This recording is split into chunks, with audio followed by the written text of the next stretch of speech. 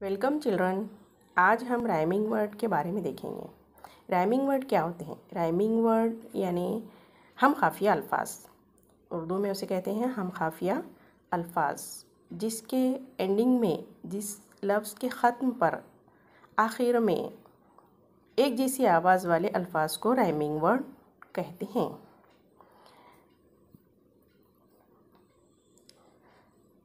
पढ़ो और लिखो, जैसा कि पेन, टेन, हैन, देन।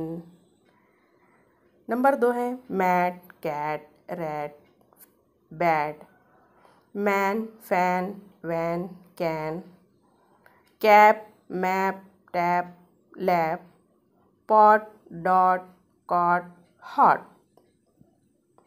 उसी तरह boy, toy, joy, soy, day, may, way, ray, jar, car, war, far, mug, bug,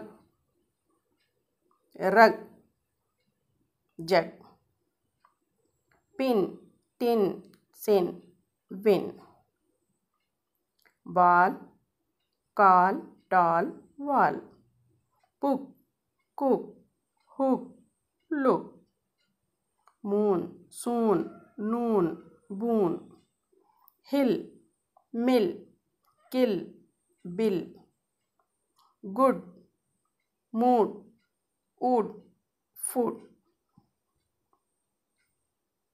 best, nest, rest, west, bell, tell, sell, well, cock, log, rock, sock, gold, cold, fold, told, name, game, same, time.